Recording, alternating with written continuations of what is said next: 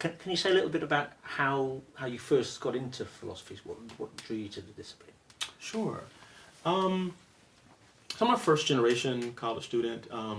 Neither of my parents graduated from high school, and most of the people in my family hadn't gone to college, so I never heard of philosophy when I was lucky to go to college. And I think I sort of started out thinking of my academic work as really vocational training, really preparing myself for work, and didn't really think of the life of the mind as something that can be a way to make a living, you know. And so, and I was really fortunate to have professors who saw in me a kind of sensibility or temperament that led them to suggest that I take a class in philosophy. I took a couple of classes in philosophy, a logic course, and a course in political philosophy, and I was immediately hooked. And I don't think I initially thought that I would turn it into a profession, but it would just be part of my degree program, and maybe I'll go to law school or something like that. But as I took more and more classes, I began to really be into it and think about what a life might look like doing that. And people suggested, actually, you can make a career doing this. And I think probably what cinched it for me was when I think about my childhood, and the thing that stands out the most negative feature of it that stands out to me is boredom. And I guess when I thought about other things I might do, even though they might bring me more economic security, I think I knew that if I pursued philosophy, I'd never be bored. There'd always be more questions to think about, to rethink, more things to read than you could read in a lifetime. And so it would be a much more stimulating, fulfilling way to live, provided I could be paid as well. So being paid you mentioned temperament. I'm wondering, what do you think sort of shaped that temperament? Well, I think I spent a lot of time alone, I think, as a child, and I think that made a big difference. I'm very comfortable with long stretches by myself, which I think philosophy kind of requires. I mean, I think it's dialogical too, obviously. It's but there's both the enlightenment you get from the back and forth of the exchange of ideas and arguments, and then there's the kind of reflection, rolling a thing around in your mind over time. And I think I just did a lot of that, I think, growing up, a lot of time, and I became quite comfortable with that. And I think that's helped me, the ability to kind of move between what might be like extreme isolation, inward focus, and then to be able to turn that in a more communicative, dialogical way, to be able to do both and be comfortable in both environments. Yeah. And were there particular philosophical questions that have intrigued you when you were young? Yeah, I think I certainly started out, I think, as a lot of people do, thinking about religion and sort of being brought up, in a context where most people I knew were theists, some of them quite serious Christians, and I think philosophy sort of forced me to reflect on my beliefs and which about the existence of God, but then questions about morality. I think a lot of people think of their moral convictions as rooted in their religious beliefs, and so that raised questions about, well, can morality kind of stand independent of religious belief, and if so, what would be its basis? How could it have a claim on us that it purports to have, independent of any theological considerations? So it was pretty easy to move toward those questions, and then of course the questions in political philosophy, the ones that I think I'm mostly focused on in my work, spring from life too. This looking at the experiences of my mother and grandmother and people in my family, the opportunities that were open to them, which weren't many, and even opportunities that were open to me, that were in the ways in which they were constrained, lead naturally into thinking of the general questions about justice and what a good society is. And these questions of justice, and in We Who Are Dark, you say that racism, institutional or otherwise, is not the only significant obstacle that blacks now face, and for many it's not even among their more urgent political concerns.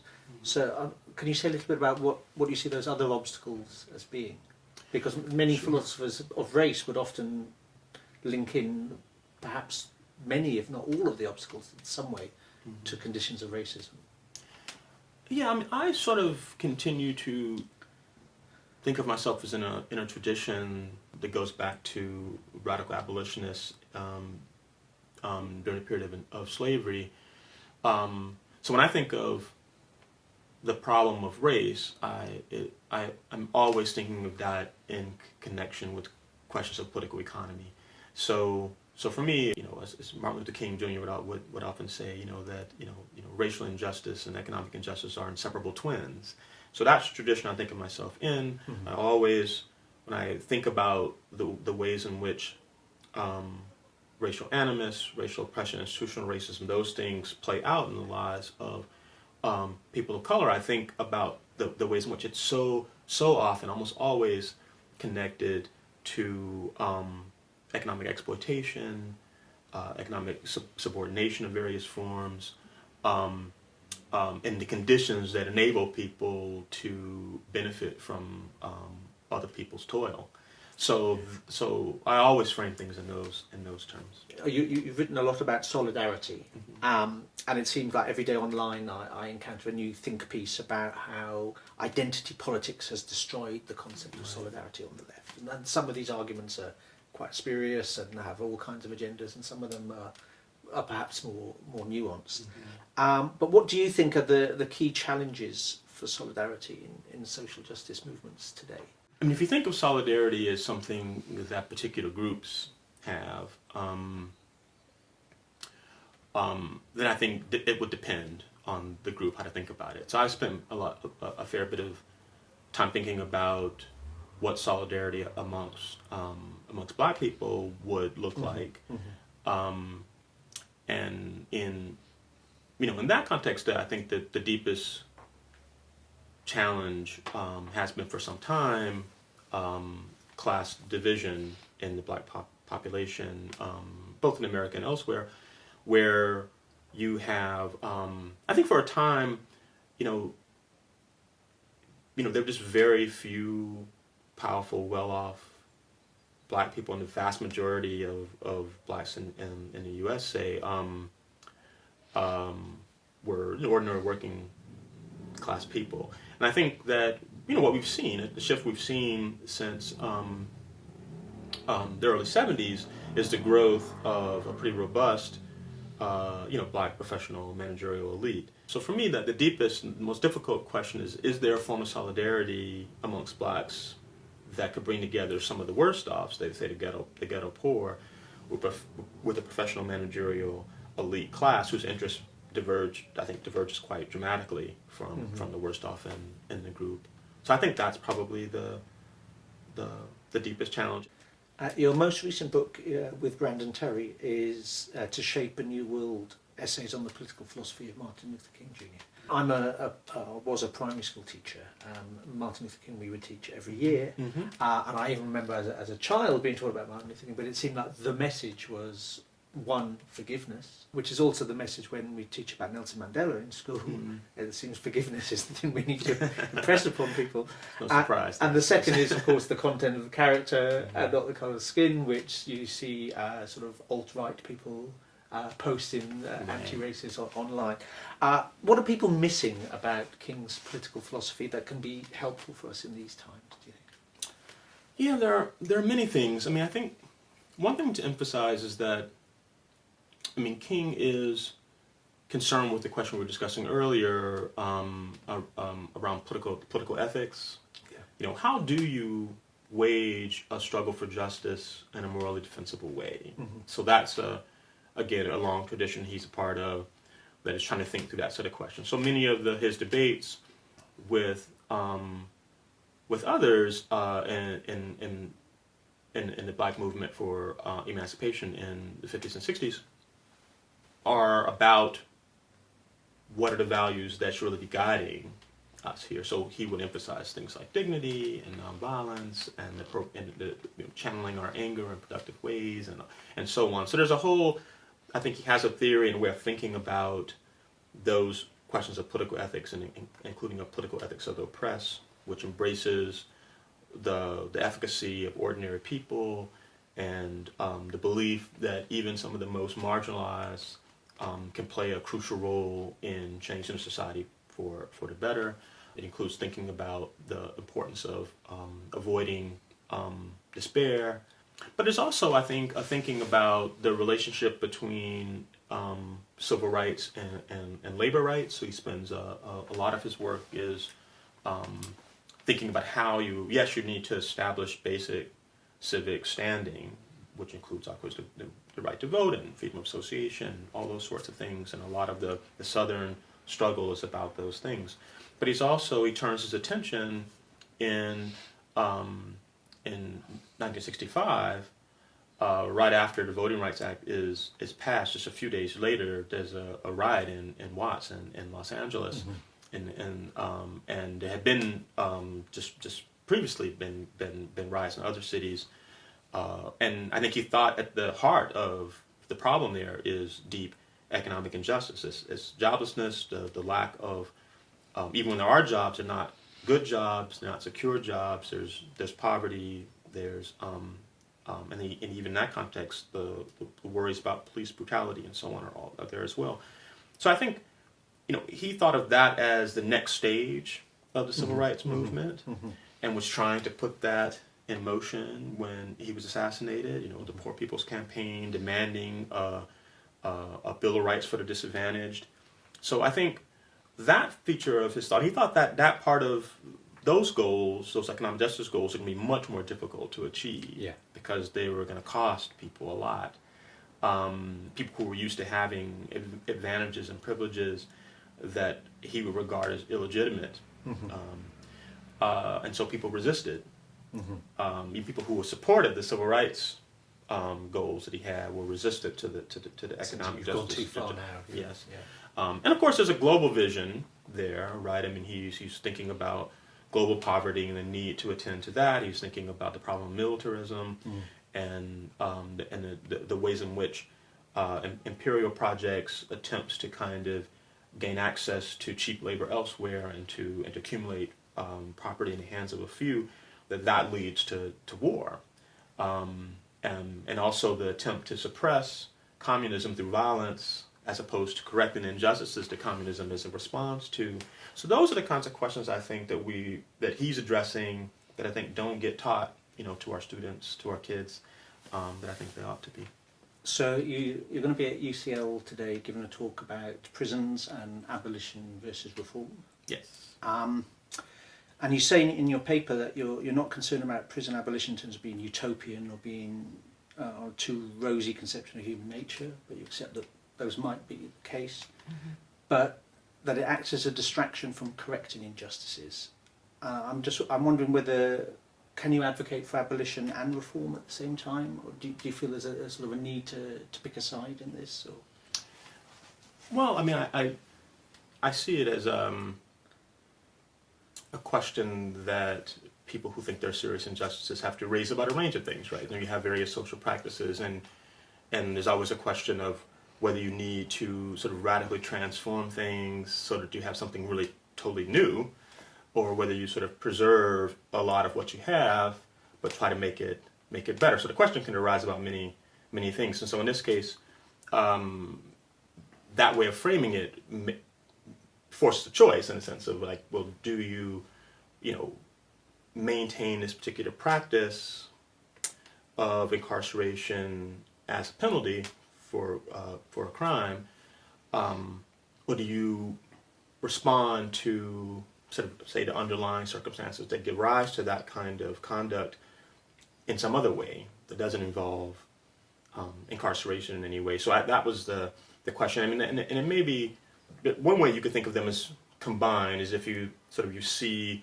abolition as a kind of long-term project, and your reform is there to kind of make things tolerable, but with the thought that Some you're trying to movement create, towards- yeah, exactly, you'll create conditions that'll make it possible to do away with prisons altogether.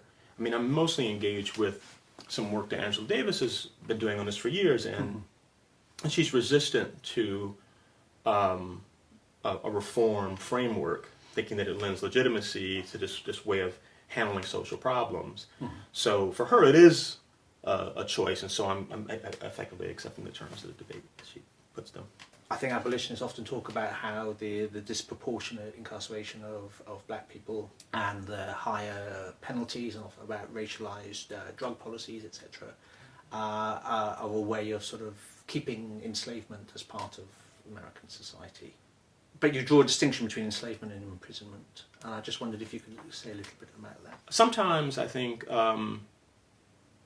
people are primarily focused on what they regard as imprisonment as a kind of legacy, imprisonment as we know it, at least in the United States, as a legacy of slavery, in the sense that the practices are deeply shaped, and at least in the South, kind of emerge kind of in the aftermath of slavery's collapse. And imprisonment becomes a way of forcibly extracting labor from people after slavery is ended.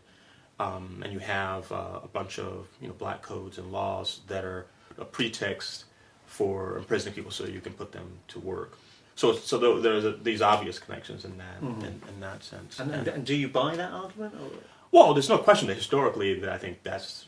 I mean, the question of involuntary labor, involuntary servitude, I think that's a practice that's existed for a long time, and even in the United States it existed in the North well before the abolition of slavery. So it's the practice already existed, in some ways inherited from England. So it wasn't created. I mean, prison labor, penal labor was not, was existed independently of slavery. Because in other places it didn't have slavery. But I take it the point that some people want to make about the connection is they see the ways in which the institution can be turned to purposes of extracting profit, making profit off of the labor of others, off the forcible, involuntary labor of others. So the connection, it stands out, I think, in people's minds. So even though I do think there are exploitative labor practices within the practice of imprisonment in the U.S. and elsewhere, it's partly a question of whether there's a form of mandatory required labor, either as punishment or as a part of a request from, so much a request and really a demand, from inmates to contribute something to either bringing down the cost of their imprisonment or making amends to victims, creating a basis for reconciliation with their fellows in light of their offense. So there are other reasons you might have for requiring labor, and that would of course require, someone's cutting the link between that required labor and profit. And I think any legitimate form of reform would have to make that demand. It strikes me that a theme of your disagreement with Davis is whether, this is my take, and please tell me if I've got it wrong, that whether the system is regularly corrupted or whether it's actually functioning pretty much as intended, which seems to be what Davis and other abolitionists are saying. And you seem to take perhaps the more optimistic view that the system is corrupted and that reform can straighten this out. And I'm wondering, please tell me, would it be uncharitable to describe this as a version of a sort of philosophical version of the few bad apples defense to the evidence of institutional wrongdoing? I don't think of it as, there are many bad apples. So I don't mean to suggest that. I think maybe one way of going at it would be, Davis is very much influenced by Marxism and the tradition of critical theory, and it's a big part of the Marxist outlook that many of the conditions that are needed for true emancipation are forged under oppressive circumstances. That includes both the technology that's needed to reduce toil and drudgery. It includes forms of ways of organizing work so that it's more efficient. It includes forms of social organization that we now rely on, including the state, which we use to coordinate and regulate our actions in very large societies. And of course, under very unjust socioeconomic circumstances, these practices can be a menacing force in the lives of most ordinary people. And I take it that the idea that Marx has is that if the people can get control both of these resources and technology and indeed control of the state itself, it can be run in a democratic way, in a way that expands human freedom, secures material well-being, and so on. So the way I sort of think of the question is more, whether you can inherit a practice that was forged under terrible conditions and turn it to more productive and legitimate uses. And we can ask that about other institutions as well. But one might inherit those practices, in this case including the practice of imprisonment, though it would look very different under more egalitarian circumstances, and its footprint would obviously be much smaller, wouldn't be used for political repression or for racial domination, and so on. So when I frame the question, I think of it as, is this an institution that would have a future under much more egalitarian circumstances? Are there things that we would see preserved under different circumstances? And there are clearly going to be some institutions that we would, and that's part of what's at issue. Okay, thank you. Another of your books that you edited, Hip Hop and Philosophy, Rhyme to Reason. They, along with Derek Darby, you've assembled an oppressive array of philosophers to write about the philosophical dimension of hip hop music. What were your motivations for doing this? Well, I suppose the main thought was pedagogical. I think, for someone like me, I think growing up and had never heard of philosophy or come in contact with it at all, but it ends up opening up this whole new world for me, and the life of the mind generally. I think we were thinking, Derek Darby is a good friend. We grew up under similar circumstances. He grew up in New York. Right. And I think we felt that there are probably a lot of people, not unlike us, who could be drawn into philosophy, become interested in philosophy if it made contact with things that they already were deeply invested in and cared about and were interested in. So the thought was to, not so much to philosophize about hip-hop, but to take hip-hop where there's already philosophical reflection in a lot of it already, bring that, highlight that, connect it to many of the classical questions in philosophy as a way of introducing people to philosophy who might not otherwise even know that it exists or know that it's for them. Some years on, does it feel like that was successful? Have you sort of had feedback on that? Well, I think some people have, there are things I wish I'd done differently, and ways I think it could have been better. I mean, one of the difficulties with doing a project like that is that, with popular music in general, it's so often about the latest thing. What's hot right now? Yes. Yeah. And so any book like that is dated before it ever gets into print. And we attempted to draw on the most classic, as much as we could, try to encourage people to draw on classic albums, things people always point back to. But a lot of influential artists, there are exceptions like Nas, I think, and a few others who are very self-conscious about the history of hip-hop. But that's pretty rare. You don't see a lot of people seeing themselves as a part of a 40-year tradition. I mean, it's getting a little better. I think it's just the start of having to reflect, isn't it? Yes. There's a lot of big raps become middle-aged. That's right. Yeah, and I think that's the difficulty with using popular culture. But if that trend continues, that kind of reflection on the history of the genre, thinking about these different periods, then I think it could still have some life, because many of these albums are people still talk about Illmatic, even now. even though it's whatever 20 years old now. So. Yeah. And I love the idea of Socrates as the ultimate freestyler.